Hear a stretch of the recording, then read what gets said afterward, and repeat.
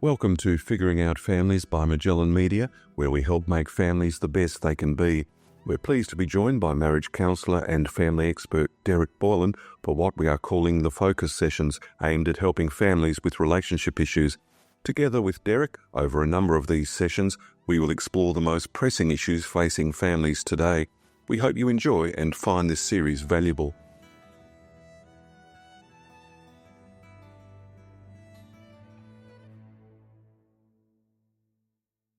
Welcome to the second episode of our focus session. Again, it's my great pleasure to welcome back Derek Boylan. Hello, Derek. It's great to be here again, David. Now, Derek, in the last episode, we spoke about the impact coronavirus has been having on families. You shared some strategies to help in the time of lockdown. Today, we turn our attention to one of the most important things in any relationship, and I don't think anyone would disagree with this, and that's communications.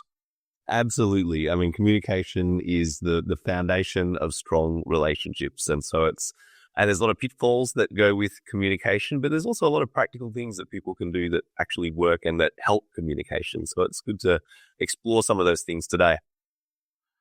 Yeah, exactly right. And some people communicate well. I think we could say that about the family home and at work and whatever. Other people struggle. Communication is so important. But why is it so important in a particular relationship with partners? Absolutely. I think it's important in every relationship, David, and it's especially between partners, in a relationship like marriage, but also between parents and children. I mean, I think any parent who has a teenager will know how tricky communication can be at times with someone who's moody and doesn't want to communicate. But I guess the reason why communication is so important is because it's how we make our needs known. It's how we gain information. It's how we convey information to other people. It's, I guess, how we clarify our expectations and solve problems. It's central to every aspect of family life. And in fact, actually, one of the things that we know is that one of the number one predictors of divorce today is the habitual avoidance of conflict. We like to imagine that the couples who separate are arguing all the time and disagreeing with one another and fighting and slam doors and raised voices. But in fact, what we know is that actually what they do is they just stop talking to one another, that they stop communicating at all, and they live in very silent homes prior to a divorce most of the time. And so the habitual avoidance of conflict, as ironic as it might sound, is actually the biggest predictor of divorce today.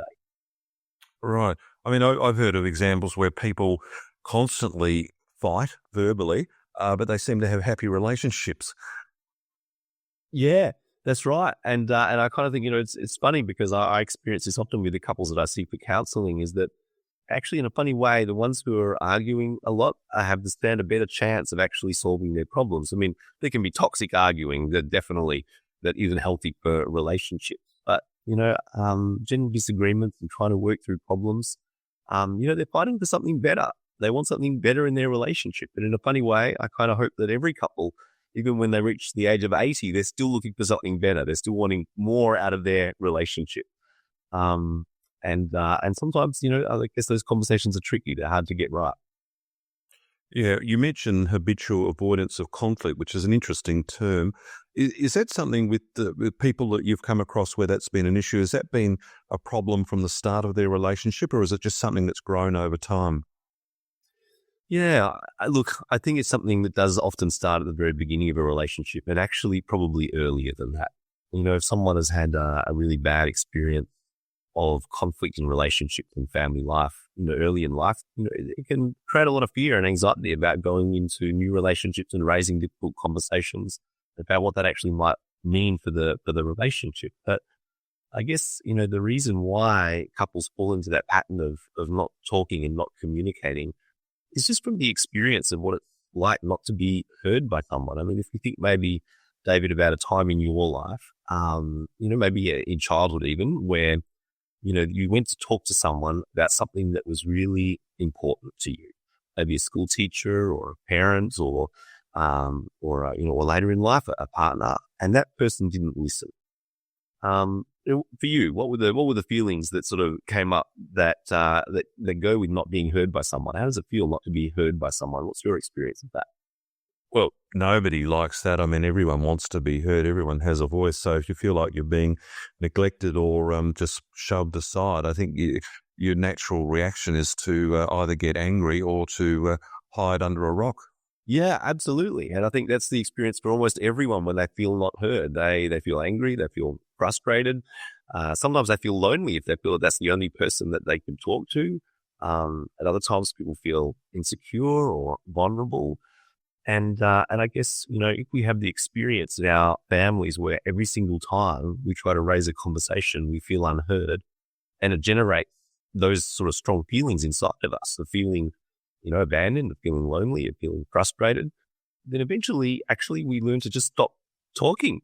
We just stop raising these conversations because it's too painful to have those discussions. And I think that's probably the number one reason why people eventually just stop talking in their families. And then that really, I guess, erodes the relationship. Okay, Derek, you mentioned conflict avoidance, if I can put it that way, and nobody wants to be ignored or frustrated. So the easy answer for a lot of people is just to go quiet, which, as you said, doesn't help a relationship.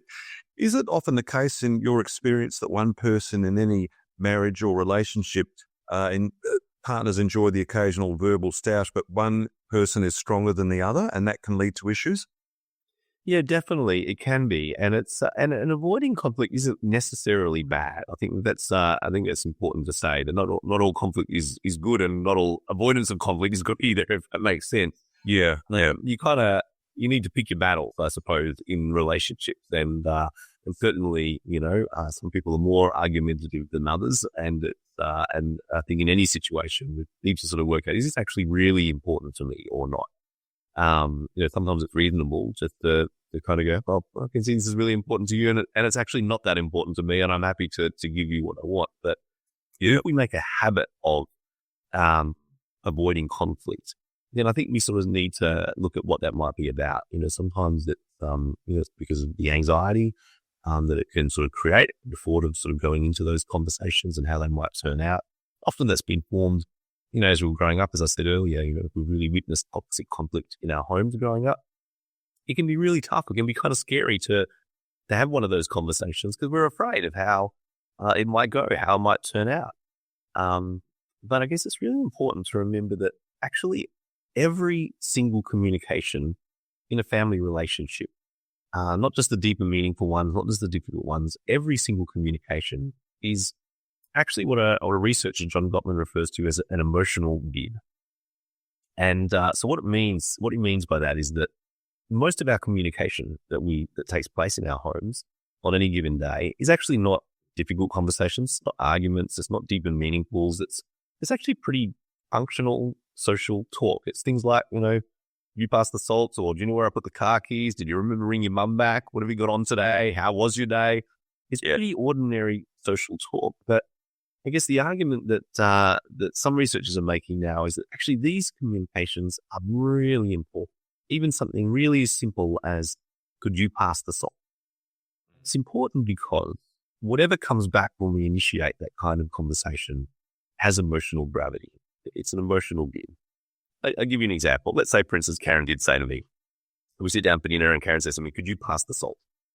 Typically, I have 3 options available to me, right? One is I could just pass her the salt and go, yeah, sure, here's the salt. And that's the nice thing, that's the loving thing. And Karen goes, thanks, and gets on with dinner. A second option, so turning towards. The second option is to turn away from her, just sort of ignore her. And if she really wants the salt, well, maybe she'll ask again. Mez, I've got to say, David, blokes like you and I are more guilty of this response than women, is what the research tells us. Right. And typically, we're not intentional about it. We're just sort of, we have this experience where, maybe this has been your experience, I know it's certainly mine, where I'm so engrossed in something and someone says something to me and a few brain cells in my brain go, bing, someone just said something to me. And then the rest of my brain cells say, if it was important, they'll say it again. We just sort of brush it off and wait till the person says it 2 or 3 times. But what we have to realize is this is frustrating for the people that we're in relationships with, for our children, for our partners, and everybody else. It's interesting. The research suggests that women, when they use that strategy, are generally more intentional about it. Yeah. That I'm ignoring you because I'm cranky with you. And there was a great study that came out of California a couple of years ago, And they found that most men in that situation take approximately 13 minutes to realize they're being punished, that they're being ignored. And, but either way, it's not a great way to respond to someone. And then, of course, the third option available to us is to turn against the other person. Do you know how bad salt is for you? It's going to harden your arteries. You're the only person who uses salt around here. Why don't you get it out of the cupboard when you need it? And every time we communicate on any level about any subject, those are the three options that are available to us. We can turn towards the person that's communicating with us. We can turn away from them, ignore them, or we can turn against them. Sure. But I guess what we need to realize is that if in 99% of our conversations are made up of the social, functional sort of discussions, and in most of them, if we turn away or turn against the other person, then really all of those little conversations become a test, that whether we can actually have deeper conversations. If I can't talk to you safely about passing salt, I'm never going to talk to you about the things that are really important to me, the things that have emotional gravity that I really worry about, that I'd really like to resolve. So I guess, when we talk about communication, it's important for us to keep in mind that everything is important. Every communication is important on every level, every day, not just the deeper, meaningful things or the tricky conversations. They're all important. Yeah. And it's also, it's a good example about passing the salt. It depends how you ask it too. You could say, can you pass the salt in a really sort of offensive or nasty way? So your partner will know straight away you're not in a good mood. And you might suddenly put up the barriers and say, no, you can get your own salt. Yeah. And they're on the back foot immediately, right from the get-go. Exactly. Yeah, that's right. Absolutely. I think that's a good point, David, and it highlights the fact that, both people actually have to take responsibility. When we communicate, the person who's raising the issue or the topic actually has to take some responsibility for how they do that, how they express that. And the person at the receiving end, who's at the listening end, also has to take responsibility.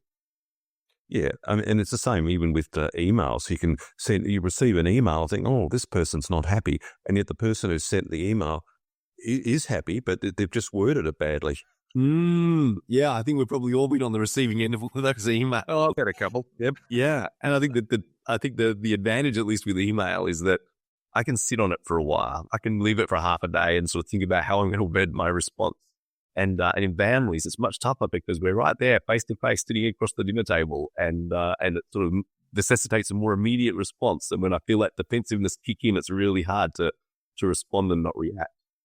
Yes, and you can become defensive and unnecessarily so because you might read into something that's just not there. Yeah, absolutely, 100%. And I think with families, there's interesting research that was done many years ago, and they found that when we communicate, 55% of the message, typically in just a general communication, is visual. It's what we see with our eyes. And it's got nothing to do with our mouth or our ears. 38% of the message is vocal. It's our tone of voice, the age that we're sort of saying it. And only about 7% is verbal, the actual words coming out. And that was research that was done just, on ordinary people, maybe who don't know one another and how they communicate.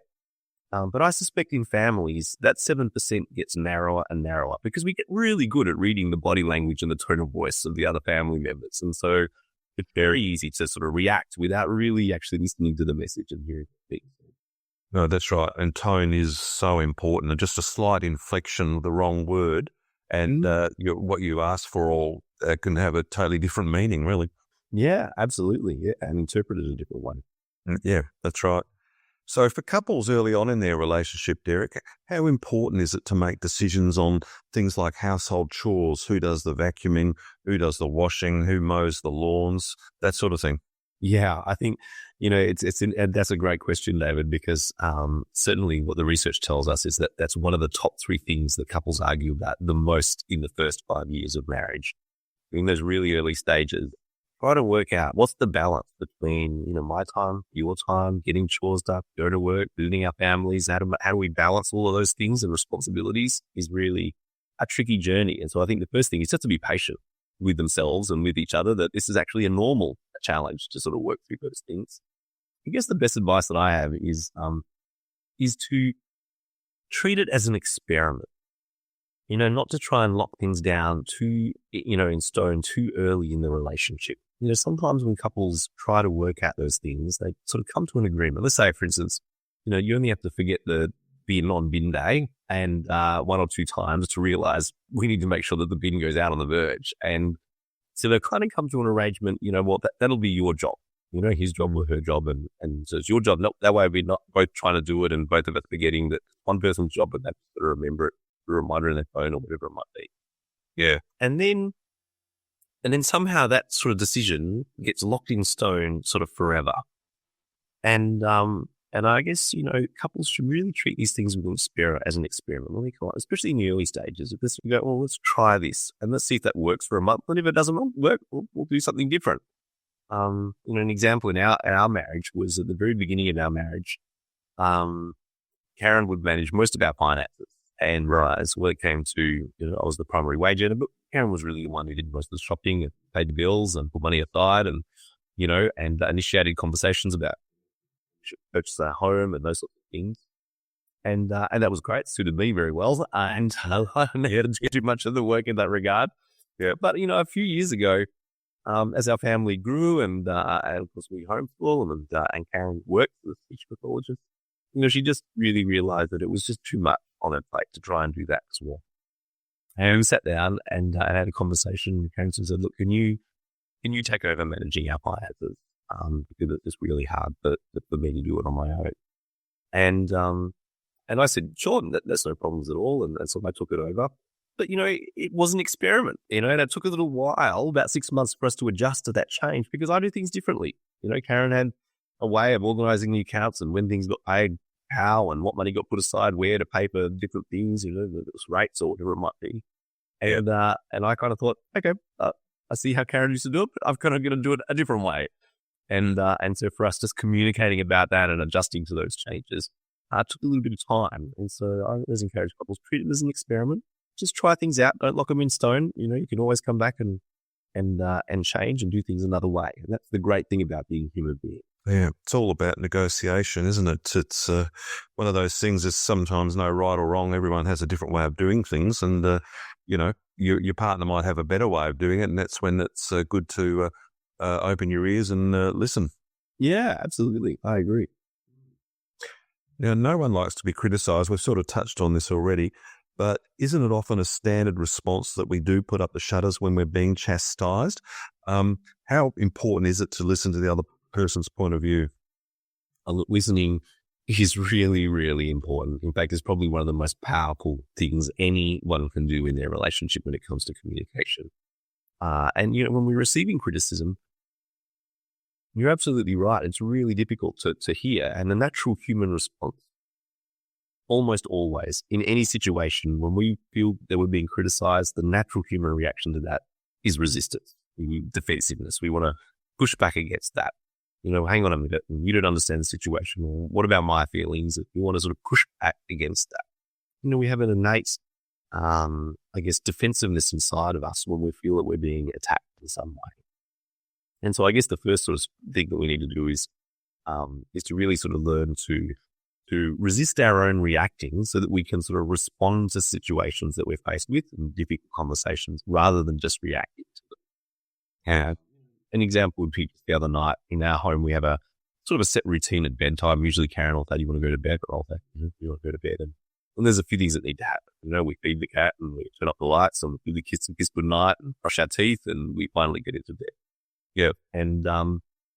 And so Karen said to me, you want to go to bed? And I said, yeah. And I thought, I'll go brush my teeth. And so I sort of walked out of the room and Karen, I think, thought that I just left her to do everything else, to, feed the cat and kiss the kids goodnight and spin all the lights off. And she's like, he just went to bed and left me to do it all.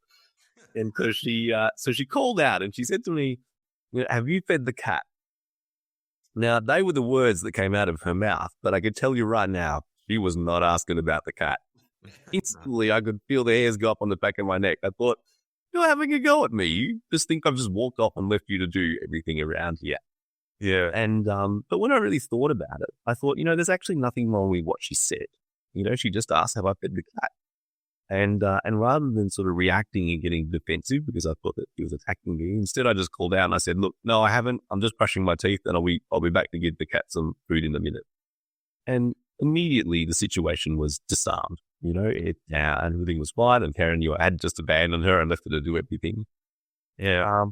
I guess, yeah, That That is an important skill, isn't it? You've used the word disarm. That's so important. Some people do it really well, some people don't, but just disarming the situation and calming everything down as quickly as you can. Mm. I think, it's what we sometimes lose sight of is that actually the person who listens in any communication has the most power to influence success. And, on one level, we know that sort of in our head, in that if someone's not very good at communicating, they're struggling to express how they feel, a really good listener can make up for that. A really good listener can say, this is what you mean, or this is what you're trying to say, and to help that person to express what they want to say. But also if a person is a really great communicator, they could be the best communicator in the world, but if the other person doesn't want to listen, that's not going to work. Nothing's going to happen there.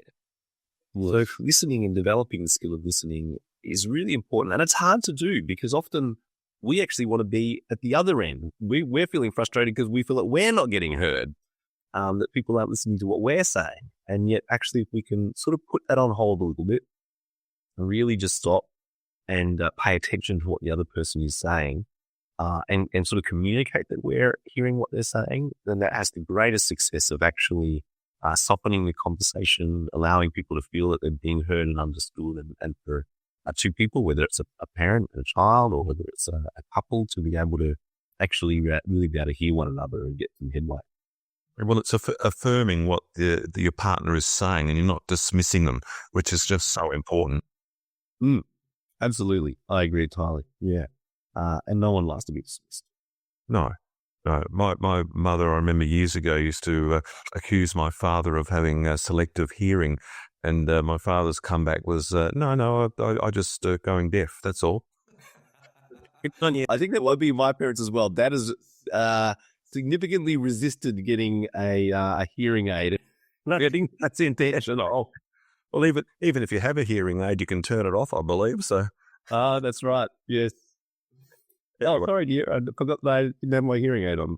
That's right. It's a good excuse, but it's an excuse that'll only last for so long, really. That's right. And much better to have some good skills for being able to listen. Exactly right. So listening, you've talked about listening and how important it is. Is there anything else that you can recommend people should do, especially if they're having some sort of issues and, it's like two people just talking at each other rather than listening to each other? Is there anything else you could suggest?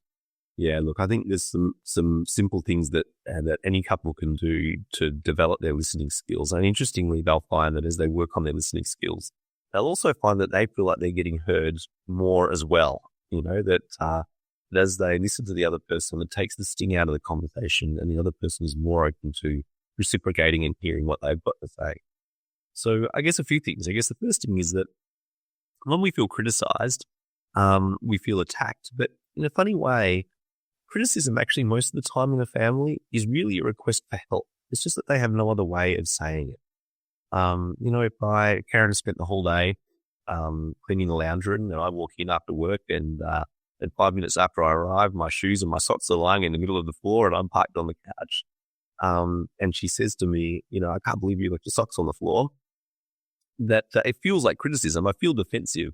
What she's really doing is she's actually asking for help. She's sort of saying, I spent the whole day cleaning up here and 5 minutes after you come home, your clothes are in the middle of the floor and, I need your help to solve this.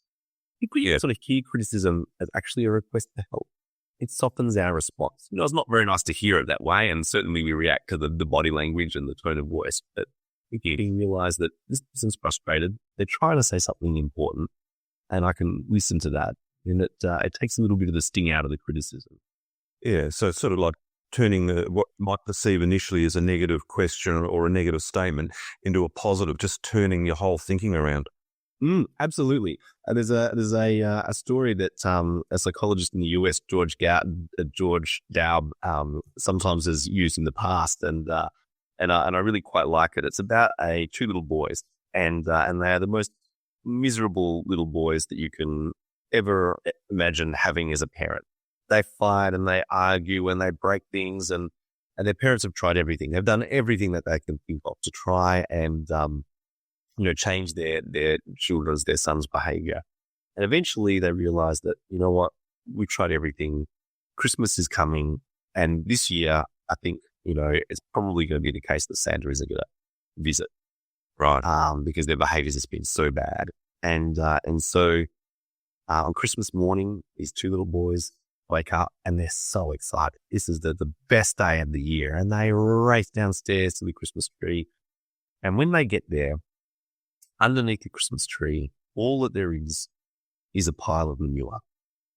Oh dear. And and the older son, he is heartbroken. He knows that they have been the naughtiest, most miserable siblings that any parents could ever have. And this year there are no Christmas presents. And he is heartbroken. He bursts into tears.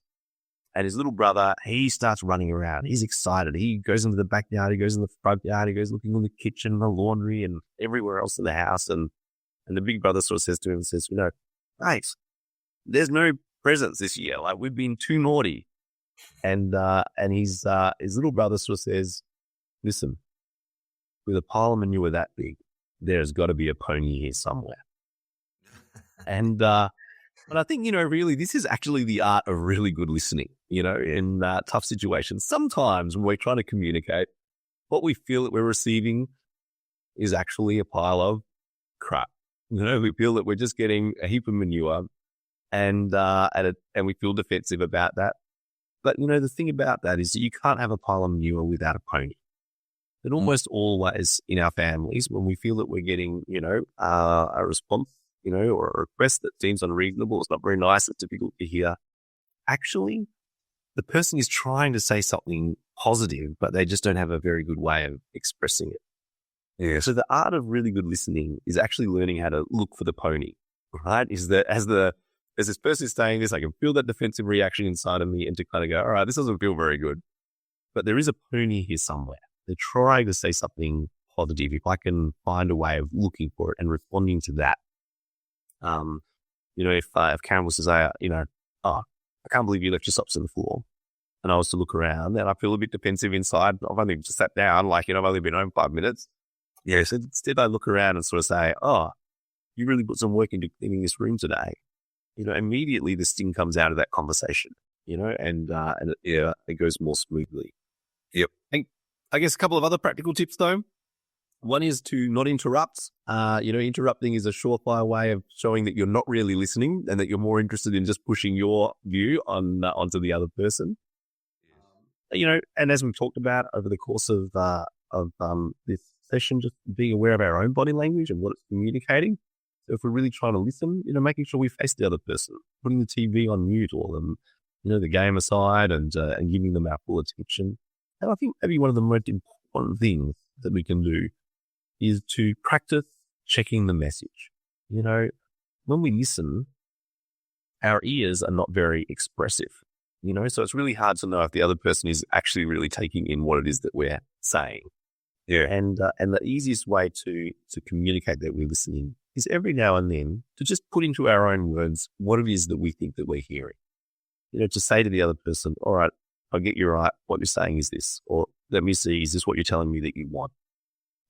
I really encourage couples and families really get into the habit of making that a daily practice in your life. Whenever you communicate or anyone communicates to you, just check the message. Just, someone says, oh, could you get the milk? Just say to them, you want me to pick up the milk on the way home? They know that you've heard, you've got the message, you reinforce that in your own mind, and so you're more likely to be able to follow up on that. You'd be surprised if you make a habit of checking the message, how often actually the other person will say, no, that's not what I mean at all. I'm trying to say something else. And then as a couple, as a family, you get closer to getting to the heart of the matter, the guts of what's really going on. Yeah. It's also really reassuring. When someone checks the message with us, it communicates to us, all right, they might not agree with me, but at least they're trying to understand. And that really helps, with communication. Yeah. No, that's a good point.